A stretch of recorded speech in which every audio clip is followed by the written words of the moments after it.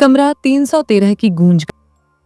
एक संघर्षरत लेखिका माया अपनी नई किताब लिखने के लिए एक सुनसान कस्बे के पुराने और जर्जर होटल में ठहरती है। उसे कमरा नंबर 313 दिया जाता है। रिसेप्शन पर मौजूद कर्मचारी उसे चाबी थमाते हुए अनमने ढंग से कहते हैं, आपको कमरा 313 मिला है, ठीक है, लेकिन थोड़ा ध्यान रखना। माया इसे नजरअंदाज कर देती है और अपने काम में लग जाती है।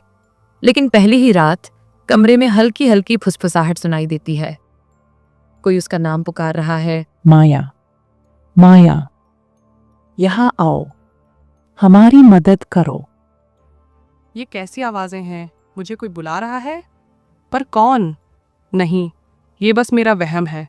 मुझे अपनी किताब पर ध्यान देना चाहिए। कोई मदद की गुहार लगा रहा है और कोई दर्द भरी कहानियां बयां कर रहा है। डर के मारे वह इधर उधर देखती है, लेकिन वहां कोई नहीं होता। अगली सुबह माया रिसेप्शन पर जाकर इस कमरे के बारे में पूछती है। रिसेप्शनिस्ट का चेहरा सफेद पड़ जाता है। उस कमरे में जाने वाले लौट कर नहीं आते। मुझे ये सब बताते हुए भी डर लग रहा है। आप समझ नहीं रही, पर वो कमरा, वो शापित है।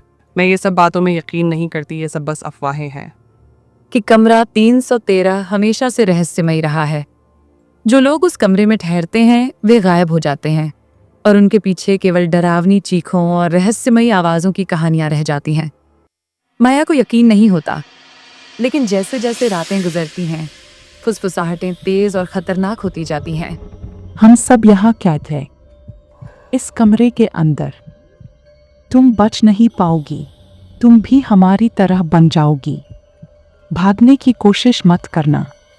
आवाजें उसे अपने भीतर बुलाती हैं, उसका अतीत खोलती हैं और उसकी सबसे गहरी डरावनी यादों को सामने लाती हैं। नहीं माया, ये सब तेरा वहम है। यहाँ कोई आवाजें नहीं हैं। पर अगर ये सच है तो क्या मैं यहाँ से निकल पाऊंगी? नहीं, मैं डरूंगी नहीं। मुझे इन आवाज़ों का सच पता लगाना होगा। ये मेरे दिमाग का खेल नहीं हो सकता। एक रात माया हिम्मत जुटाकर इन आवाजों का पीछा करती है। आवाजें उसे कमरे की दीवार में बने एक गुप्त दरवाजे तक ले जाती है। दरवाजा खोलने पर वह एक अंधेरी सुरंग में पहुंचती है। सुरंग में वह जो देखती है उससे उसकी चीखें वहीं गूंज कर रह जाती हैं।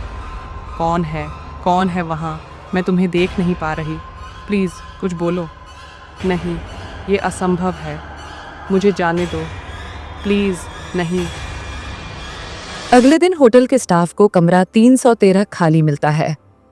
माया का कोई नामो निशान नहीं होता, बस कमरे से उसकी चीखों की गूंज सुनाई देती रहती है।